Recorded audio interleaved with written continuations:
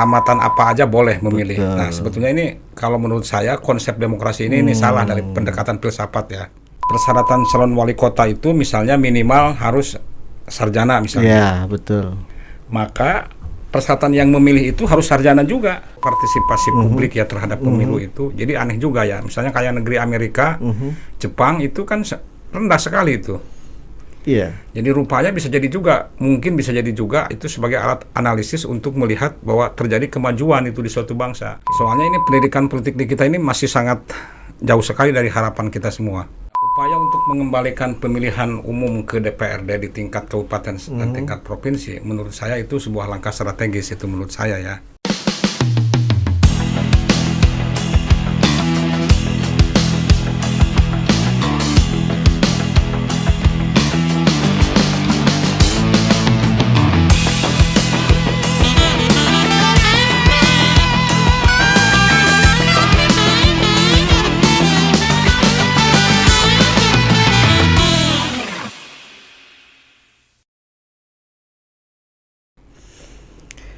Assalamualaikum warahmatullahi wabarakatuh.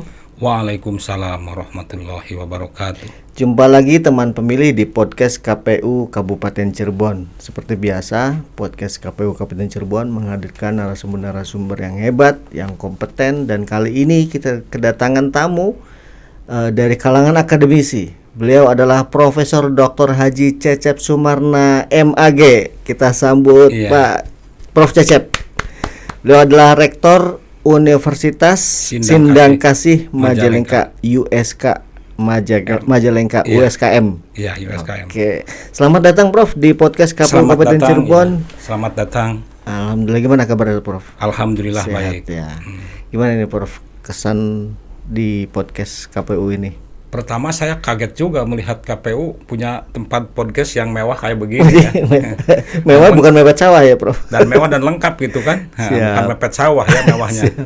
Tapi memang benar-benar mewah gitu. Memenuhi persyaratan untuk bisa disebut sebagai ruang podcast benar gitu ya. Alhamdulillah, ini pujian yang memang tidak dibuat-buat ya teman pemilih, karena beliau ini pertama kali ya Prof datang ke datang ini. ke sini. Alhamdulillah, luar biasa dapat kesan positif dari beliau. Prof, di siang hari ini kita ingin berbincang-bincang tentang pendidikan pemilih sebagai investasi penguatan demokrasi. Nah, basic Prof kan dari kalangan akademisi ya, dari kalangan sivitas akademik. Iya. Terlebih lagi dalam keahlian Profesor kan di bidang filsafat ilmu. Iya. Nah, kalau dalam pandangan Prof Cecep sendiri, konsep pendidikan pemilih dalam perspektif filsafat ilmu itu seperti apa, Prof? Yang pertama begini ya, kalau jangan sampai ke situ dulu, jadi begini dulu. Gimana? Jadi pemilih itu sebetulnya harus merupakan satu persyaratan yang sejajar dengan yang dipilih. Oke. Itu equal. Kan, yang equal. Siap. Jadi kalau di kita sekarang kan semua orang rata gitu. Pendidikannya mau pendidikan dasar, mau dari SD, dari macam-macam gitu kan. Tapi yang jelas yang telah memenuhi persyaratan untuk bisa ikut memilih kan memilih. Siap. Umur 17 sampai 21 tahun kan sudah bisa memilih. 17 tahun dan punya KTP. Iya, dan punya KTP. Tamatan apa aja boleh memilih. Betul. Nah, sebetulnya ini kalau menurut saya konsep demokrasi ini salah dari pendekatan filsafat ya. Gitu, Bro. Salah ya, mestinya umur itu harus sejajar, tapi juga persyaratan lainnya juga harus sejajar. Misalnya begini, persyaratan calon wali kota itu misalnya minimal harus sarjana misalnya. Iya, betul. Maka persyaratan yang memilih itu harus sarjana juga. Biar equal. Biar equal gitu. Gitu. Biar tadi tidak ada istilahnya money politik atau hal-hal lain yang tidak diinginkan dalam proses kepemiluan. Harusnya begitu. Konsep kesetaraan antara pemilih dan yang dipilih. Ya, harus sejajar itu. Kalau konsep dari sisi pemilihnya sendiri yang memiliki hak sebagai warga negara gimana, Prof? Bagaimana? Ya kan, sebagai warga negara punya hak. Ya. Ya kan. Artinya apakah itu kemudian pembedaan itu akan diskriminatif atau seperti apa nantinya? Kalau nah, ini persoalan di kita karena kita itu kan menganut versi mana gitu ya, Amerika atau apa ya.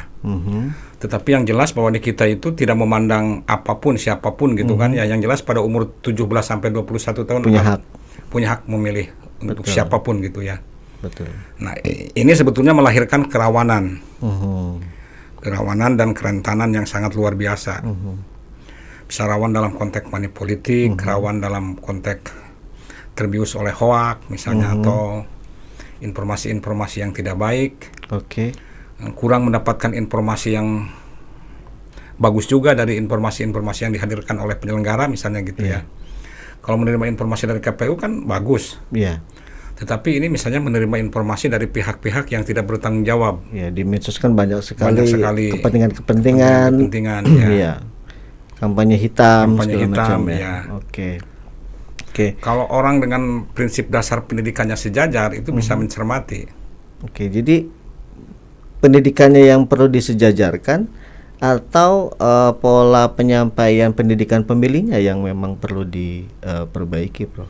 Kalau menurut saya sih lebih baik disejajarkan dulu pendidikannya.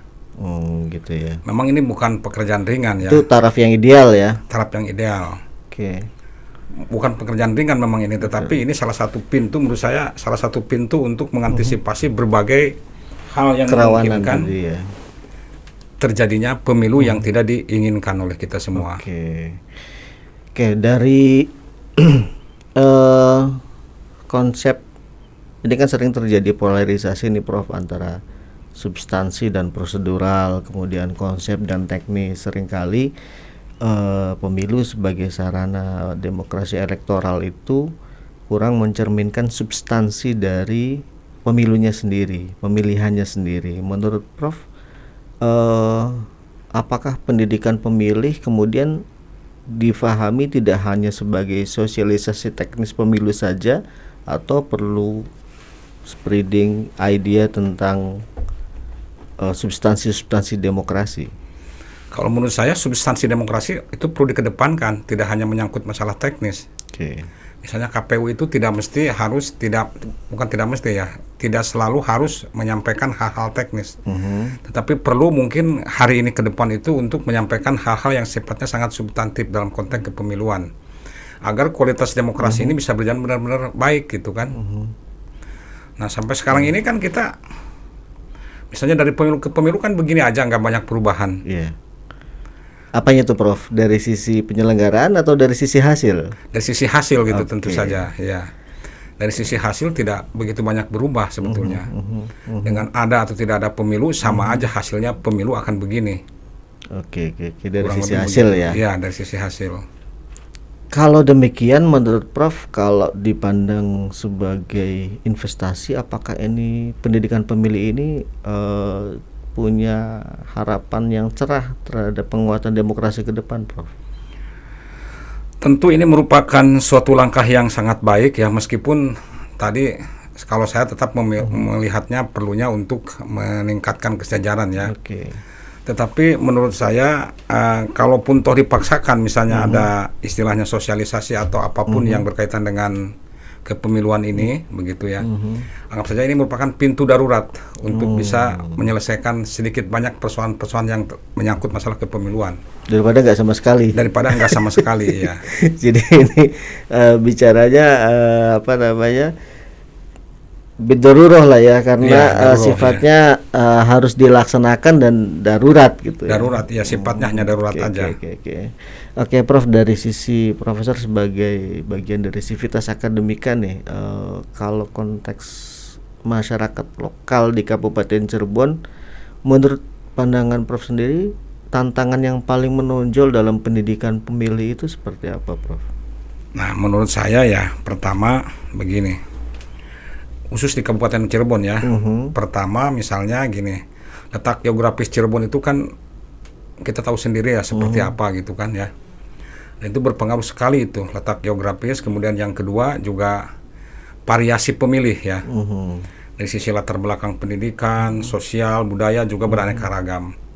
Karena itu menurut saya, belum lagi ada Cirebon Barat, Cirebon Timur gitu kan. Itu sangat berbeda sekali tuh variannya. Menurut saya karena itu perlu sekali melihat pentingnya untuk melakukan tadi pendidikan politik harus dilakukan secara terus-menerus dan berjenjang. Oke. Iya. Jenjang ideal seperti apa, Prof? Maksudnya levelingnya itu dalam pandangan Profesor, kemudian dari taraf yang basic, advance atau seperti apa? Ya tidak mesti harus basic and fun begitu ya, tetapi maksud saya tuh KPU kabupaten misalnya itu untuk siapa gitu kan ya, misalnya untuk kelompok perguruan tinggi misalnya gitu ya. KPU kecamatan untuk tingkat SMA. Oke. Nah, begitupun dengan tingkat desa gitu kan ya, membantu sifatnya. Oke. Soalnya ini pendidikan politik di kita ini masih sangat jauh sekali dari harapan kita semua. Pemilu di kita itu masih jauh dari harapan kita semua, sehingga memerlukan berbagai langkah strategis dari KPU. Kalau secara undang-undang itu kalau pendidikan pemilih itu pendidikan politik itu disebutkan secara letterlek itu menjadi tugas dari partai ya, Prof ya? Iya, tugas dari partai. Harusnya evaluasinya gimana, Prof, sejauh ini? Memang begini ya, partai itu semestinya menjadi kaderisasi politik, semestinya ya, berjenjang gitu kan. Sekarang nggak bisa berjenjang lagi begitu. Kenapa, Prof? Kecenderungan orang mungkin melihat sekarang itu satu figuritas, yang kedua konektivitas ya, kedekatan, kemudian yang ketiganya isitas. Ya, isitas dan lain-lain gitu kan ya. Iya. Misalnya saya menyaksikan misalnya bagaimana misalnya gitu ya, bagaimana keluarga saya kebetulan kan salah satunya ada yang menjadi anggota dewan juga. Oh gitu. Iya, ada yang menjadi anggota dewan dari partai tertentu gitu kan ya. Nah itu sekarang malah jadi ketua partai. Jadi sangat cepat sekali gitu ya itunya karir politiknya itu sangat cepat sekali, dan itu melewati batas-batas normal gitu kan. Gitu. Mungkin batas-batas normal untuk pendidikan politik gitu di partai politik. Akselerasi mungkin kalau dalam dunia pendidikan ada akselerasi. Iya, ada akselerasi ya. Terjadi akselerasi yang sangat luar biasa cepatnya itu. Tapi yang lebih masyarakat umum kan yang akhirnya akan menilai apakah itu memang sesuai dengan kapasitas yang ada atau tidak, kan begitu, Prof? Iya. Nah, menurut sejauh pandangan Prof sendiri soal pendidikan pemilih tadi, rating skala 1 sampai 10 berapa nih, Prof, pendidikan politik yang sudah diselenggarakan? Nilainya gitu. Ya mungkin sekitar 6 lah, baru 6. Di atas 5 ya? Di atas 5. Lebih baik gitu ya. Saya tadinya nyangkanya Profesor di bawah 5. Angka 6 lah, lumayan lah. Presentingnya gimana tuh, Prof? 6, Prof? Ya karena pertama kita melihat misalnya kalau di Kabupaten Cirebon kan sekarang ada istilah podcast, ada istilah pendidikan politik juga sering kita sering kita dengar gitu kan. Yang ketiga juga berbagai media juga bisa digunakan untuk melakukan sebagai instrumen politik untuk mensosialisasikan pikiran-pikiran seperti apa yang dikehendaki oleh KPU misalnya gitu ya. 6 lah nilainya cukup. Kalau itu partai. Ya. Kalau KPU? Ya itu KPU. Oh, KPU nih 6. Ya, 6. Kalau parpol untuk pendidikan politiknya? Kelihatannya masih di bawah 5 ya kalau untuk partai mah. Waduh, ya teman pemilih saya agak shock juga didapat. Tapi memang, Prof, ini sebuah kenyataan yang harus kita akui bersama bahwa di Kabupaten Cirebon sendiri partisipasi pemilihnya masih sangat kurang. Kurang ya. Terutama di pilkada kemarin. Kalau di pemilu kita alhamdulillah dapat penghargaan itu nomor 21 nasional itu terbaik. Pemilunya. Ya. Tapi pilkadanya kita cuma 59,5%, Prof. Separuh lebih sedikit yang berpartisipasi dalam pemilu kemarin, pilkada kemarin, Prof. Oh, sedikit sekali ya? Ya, itu menjadi salah satu bahan evaluasi juga di internal kami di KPU, karena ini sebetulnya kecenderungan umum penurunannya terjadi di beberapa daerah. Cuma standar nasional ternyata setelah di rata-rata itu 74. Kita di 59. Tapi begini ya, soal keterlibatan atau partisipasi publik ya terhadap pemilu itu. Jadi aneh juga ya. Misalnya kayak negeri Amerika, Jepang itu kan rendah sekali itu. Iya. Jadi rupanya mungkin bisa jadi juga itu sebagai alat analisis untuk melihat bahwa terjadi kemajuan itu di suatu bangsa. Jadi kalau rendah itu cenderung maju ya. Gitu. Mudah-mudahan ya. Mudah-mudahan ya. Tapi dari sisi masyarakat yang melek terhadap isu-isu politik, kemudian hari-hari ini kan kita melihat kecenderungan di generasi muda menurut Prof sendiri seperti apa ini bergelut dengan mahasiswa nih, Iya. yang hari ini mungkin yang semester awal itu atau menengah itu udah masuk Gen Z lah ya. Iya. Menurut Prof pandangannya seperti apa Prof dari pengamatan Profesor? Dalam pengamatan saya kelihatannya mahasiswa memang sekarang ini keterlibatan dalam dunia politik itu semakin menurun. Ketertarikannya juga Menurun juga. Karena itu misalnya gini. Soalnya sekarang kan mengambil peran Gen Z itu, sekarang yang tua-tua aja kan berperilaku seperti Gen Z Iya. tuh, iya kan?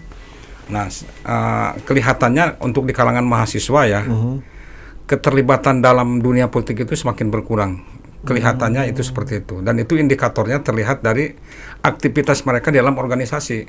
Oh gitu. Iya. Semakin sedikit yang Semakin aktif. sedikit yang tertarik sama organisasi ekstrakurikuler misalnya. Jadi mereka tertariknya kemana Prof? Nah sekarang mereka itu tertarik pada dunia-dunia yang muncul secara dadakan, misalnya instan, iya. Siap. Misalnya kayak naik tebing itu kan banyak tuh peminatnya naik tebing misalnya. Kemudian kayak band-band, kayak hobi ya. Itu lebih hobi, ya. lebih ke hobi ya. Jadi maksudnya kalau diajak mikir susah apa gimana Prof? Nggak tahu juga tuh, tapi yang jelas bahwa sekarang trennya begitu mahasiswa itu. Iya. Mungkin cerminan Kampus di Cirebon kayak Unswagati, UIN, IAIN atau apapun gitu ya, Bunga Bangsa atau apa, itu sama begitu. Majalengka kurang lebih sama ya? Apa? Majalengka kurang lebih sama. Kurang lebih sama, apalagi Majalengka. Oke. Ini teman pemilih pembicaraan kita semakin menarik. Nanti akan kita sambung lagi di segmen kedua. Tetap jangan kemana-mana, stay tune di podcast KPU Kabupaten Cirebon. Kita akan masuk di segmen kedua. Kita istirahat dulu sejenak.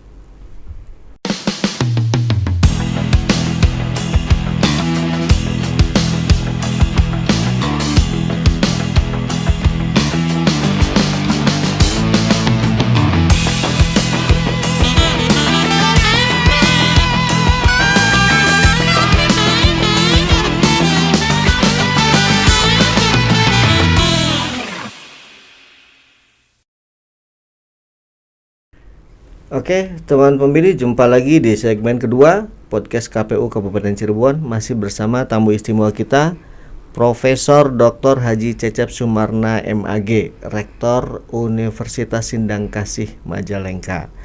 Ya, Prof, nyambung nih sama pembicaraan sebelumnya. Kalau tadi bicara soal kesadaran, khususnya generasi muda tadi ya, Prof ya, kesadaran masyarakat. Itu menurut Profesor yang perlu ditingkatkan tadi dari sisi kesadarannya dulu, atau yang perlu diperbaiki adalah metodologi pendidikan pemilihnya?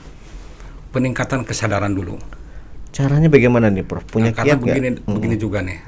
Dalam teori pendidikan itu dikenal dengan istilah over capacity, bukan over capacity ya, ada istilahnya sebentar saya. Ada tampak muka, ada yang di belakang gitu ya. Nah, yang di belakang ini yang sangat mempengaruhi sesuatu yang ada di depan muka itu. Oke. Jadi kalau menurut saya adalah peningkatan kesadaran dulu. Oke. Kesadaran mahasiswa. Caranya ya tentu saja beraneka ragam. Bisa melalui podcast, bisa melalui pendidikan politik, itu kan bisa melalui begini. Bisa menghadirkan berbagai instrumen, menghadirkan berbagai. Kalau sekarang soalnya begini juga pusingnya saya tuh. Gimana Prof? Kecenderungannya sekarang ini pragmatis semua orang itu. Oh gitu. Pragmatis ya. Bukannya dari dulu Prof? Iya, maksud saya semakin parah. Semakin parah ya. Semakin parah. Kalau misalnya sekarang untuk ikut memilih gitu misalnya. Kan harus transaksi, nggak bisa tidak transaksi. Dan jumlahnya semakin besar. Semakin besar gitu. Nah, begitu kondisinya yang saya lihat itu. Siap. Nah, tadi kan kecenderungan di negara-negara maju menurut Profesor kan semakin menurun. Semakin menurun. Iya. Malah itu menjadi salah satu indikator negara maju ya. Kayak Amerika atau Jepang itu bisa makin turun tuh. Nah, tapi dari sisi penyelenggaraan atau legitimasi hasilnya seperti apa, Prof? Artinya gini, kalau yang berpartisipasi semakin sedikit, itu kan artinya hasilnya kurang legitimate. Iya. Gimana tuh, Prof? Tapi ya nggak apa-apa juga kalau memang kesadarannya sebegitu sih. Orang semakin tidak peduli lagi sama dunia politik. mau apa juga kayak di Jepang kan gonta-ganti presiden nggak ada pengaruh ke apa-apa. Karena fondasi ekonomi juga udah kuat. Sudah kuat, iya. Oke. Kalau di sini, Nah, kalau di sini masih terikat memang, masih ada hubungan sangat mutual gitu ya antara kekuasaan dengan ekonomi. oke. Nah, sepanjang itu nggak bisa dipisahkan, nggak bisa dipecahkan, ya tetap saja begitu. Ini jadi kayak lingkaran apa? Kayak lingkaran setan lingkaran gitu kan. setan. Iya. Kita itu berkuasa untuk menguasai segala sesuatu. Oke. Kalau di orang lain kan berkuasa untuk memberikan sesuatu. Kesejahteraan masyarakat. Ya. Oke. Nah, Prof, kalau dari sisi apa namanya risiko nih, kita kan seringkali melihat bahwa pendidikan pemilih khususnya itu seringkali dilakukan secara seremonial hanya untuk menggugurkan kewajiban. Iya. Bahayanya seperti apa nih, Prof? Kalau misalnya? Nah, itu yang bahaya menurut saya. Bahayanya yang pertama ya tentu saja gagasan kita tidak sampai kepada masyarakat. Kemudian yang kedua itu pasti orangnya kan yang penting ada aja. Misalnya kita membutuhkan 200 orang misalnya. Yang penting kan 200 orang itu siapa aja tuh bisa masuk. Ini sehingga tidak sampai kepada orang yang berhak mendengarnya. Nah, itu juga bahayanya. Kemudian yang ketiganya sasaran, ya? Tidak tepat sasaran. Yang ketiganya menurut saya adalah bahayanya itu kita sedang melakukan tindak apa mungkin dalam bahasa kasarnya bahkan dalam bahasa lainnya bisa dikatakan begini. Sedang melakukan pelatihan secara tidak langsung adalah untuk melakukan tindakan korupsi. Iya. Kayak begitu. Karena tidak tepat sasaran. Tidak tepat sasaran, tidak tepat target utamanya sih. Tidak pada yang berhak gitu Iya, ya. yang berhak untuk mendengarnya gitu kan. Oke, Prof, nyambung dengan yang tadi dari sisi generasi muda kita ya, Prof ya. Khususnya yang dari kalangan mahasiswa yang Prof sekarang geluti di kampus itu ya. Kalau generation gap antara generasi muda dan generasi sebelumnya yang sudah senior gitu kan, strategi yang relevan buat yang muda ini seperti apa nih, Prof, di era digital seperti Strategi ini? yang relevan ya. Betul.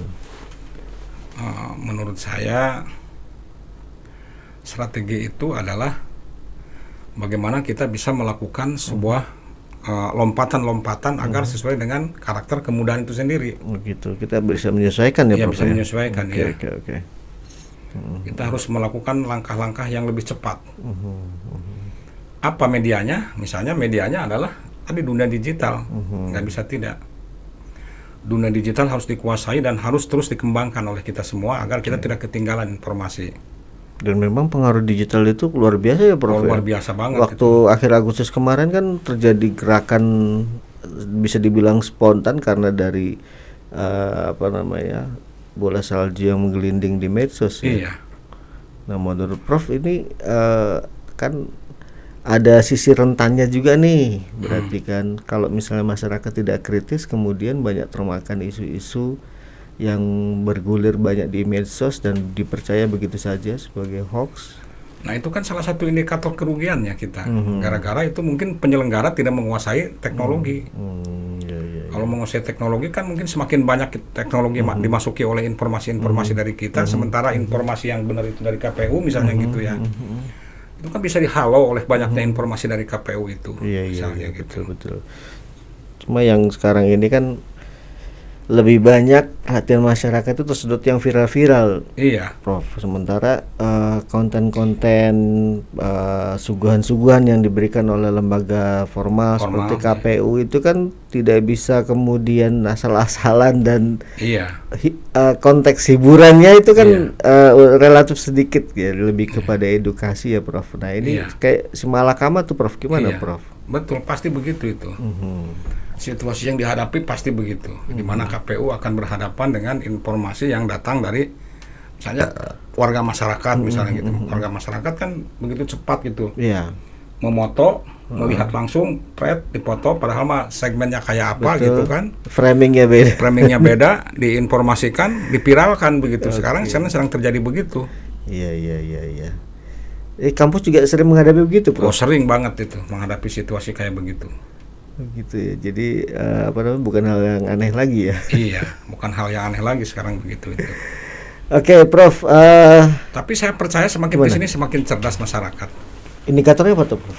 Ya, semakin ke sini kan orang semakin mengerti, oh ini informasi hoak, ini tidak, ini perlu analisis lagi gitu. Saya percaya semakin ke sini semakin baik. Tetap adalah ya harapan seperti itu ya, Harapan itu Prof, tetap ya. selalu ada. Tidak boleh kita mematikan harapan. Betul. Nah ini Prof, kalau misalnya pesan yang ingin Prof sampaikan nih pada masyarakat agar lebih sadar akan tanggung jawab demokratisnya sebagai pemilih, apa yang mau disampaikan Prof pesannya? Ya, yang pertama kalau menurut saya ya, jangan makan mentah-mentah informasi yang keluar dari orang yang kurang bertanggung jawab. Tidak verified ya? Tidak verified ya, tapi harus selalu diverifikasi. Oke. Kan syarat sebagai salah seorang yang bisa disebut sebagai ilmuwan itu kan kemampuan melakukan verifikasi. Memang tidak semua orang bisa melakukan ini. Betul. Tetapi paling tidak jangan dipercaya 100% ketika informasi itu datang dan sampai kepada kita semua. Harus kritis berarti. Harus kritis, kita harus melihatnya sebagai sesuatu yang harus dianalisis, ini sebagai sesuatu yang harus memang nggak bisa tidak kecuali untuk dianalisis itu. Dipertanyakan ulang dan Dipertanyakan dianalisis. ulang gitu kan, ya seperti itu. Siap. Tadi kan bicara masalah harapan, Prof, harapan Prof sendiri terhadap masa depan demokrasi Indonesia hari-hari ini dengan segala macam perkembangan yang ada, dinamika yang ada, seperti apa Prof? Seperti misalnya tadi ada usulan tarikan kekuasaan agar pilihan pilkada balik lagi ke DPRD dan sejenisnya. Ya, upaya untuk mengembalikan pemilihan umum ke DPRD di tingkat kabupaten dan tingkat provinsi, menurut saya itu sebuah langkah strategis, itu menurut saya ya. Gitu Bro. Ya, langkah strategis. Karena kenapa? Karena supaya kosnya ringan gitu. Dari kos yang ringan ini mudah-mudahan juga berdampak kepada hasil pemilu yang lebih baik gitu. Kita kan tidak menyangka kalau di Republik ini bisa, kita kan tahu sendirilah misalnya seorang kepala daerah itu harus menyediakan uang berapa misalnya gitu ya. Iya. Nah, mudah-mudahan dengan cara pemilu dilakukan di tingkat kabupaten, di tingkat dewan gitu kan. Nah, mudah-mudahan paling tidak itu tidak sebesar itulah gitu ya. Tapi kemudian keterwakilannya terputus, gimana tuh Prof? Asas langsungnya ini, masyarakat tidak kemudian bisa memilih secara langsung. Dia kan kepala bisa memilih daerahnya. anggota dewan secara langsung. Gitu ya. Itu pasti nyambung apa gimana Prof? Harusnya pasti nyambung harusnya. Antara Antara aspirasi pemilihan dari aspirasi, pemilih dengan pemimpin yang terpilih. gitu ya. Iya. Oh, di Amerika kan kalau nggak salah begitu juga kan? Kita juga kan dulu begitu Prof. Iya. Bukannya nanti setback Prof? Enggak, soal setback itu soal percaturan politik lah ya. Oh gitu. Tetapi yang jelas bahwa pemilu itu kan semakin hari semakin terus dievaluasi gitu kan. Oke. Yang akhirnya sampai pada tingkat kesimpulan mungkin harus dievaluasi lagi. Karena kita dinamis ya Prof ya. Dinamis ya. Oke. Karena banyak sekali ya teman pemilih perkembangan di dewasa ini ya, hari-hari ini tentang format dan lain sebagainya dalam proses pemilihan dan pemilu itu pasca putusan MK ya. Tapi nanti kita akan bahas di di tema berikutnya aja Prof. Ya. Jadi kita memang fokus di pendidikan pemilih untuk kali ini. Pesan buat KPU apa Prof? Dalam konteks pendidikan pemilih ini. Buat KPU menurut saya satu ya, KPU mesti tetap tegar menghadapi situasi kayak apapun gitu ya. Tetap harus menjadi satu-satunya lembaga yang bisa mempertanggungjawabkan hasil pemilu dan proses pemilu. Sesuai proses regulasi. dan hasil pemilu sesuai dengan regulasi. Siap. Itu dimohon untuk tetap sabar menghadapi situasi kayak apapun. Kemudian yang kedua, bahwa KPU sendiri mesti terlatih untuk mengembangkan tadi prinsip-prinsip pendidikan politik atau apapun namanya gitu kan, agar terus menerus secara berjenjang gagasan-gagasan KPU itu seperti apa, karena kan KPU pasti menginginkan berhasilnya melahirkan pemimpin yang baik kan. Betul. Pemimpin yang kredibel, pemimpin yang hebat, yang luar biasa. Betul. Dan partisipasi masyarakat yang luas. Terus meningkat gitu ya. Dengan partisipasi masyarakat yang terus meningkat dari berbagai sisi gitu, berbagai golongan, berbagai lapisan masyarakat. Siap. Yang ketiga Prof? Yang ketiganya apa ya? Kurang lebih cukup dua aja. Cukup dua aja lah. Dua aja udah berat ya. Oke, terima kasih Prof atas waktunya di bincang-bincang pada kesempatan kali ini. Demikian teman pemilih perbincangan kita dengan Profesor Dr. Haji Cecep Sumarna MAG, Rektor Universitas Sindang Kasih Majalengka. Mudah-mudahan bermanfaat buat kita semua, khususnya teman pemilih dalam mendapatkan gagasan-gagasan baru, informasi-informasi baru, ataupun hal-hal lain yang berkaitan dengan dunia pemilu. Terima kasih sekali lagi Prof. Sama-sama. Sudah datang di podcast KPU Kabupaten Cirebon. Jangan kapok ya Prof ya. Oke. Nah, teman pemilih sampai di sini dulu. Mohon maaf atas segala kekurangan. Kita akan jumpa lagi di episode berikutnya dengan tamu-tamu yang juga tetap hebat. Ya, terima kasih. Saya Mas Yuri Abdul Wahid beserta narasumber kita kali ini, Profesor Cecep Sumarna, mengucapkan wassalamualaikum warahmatullahi wabarakatuh.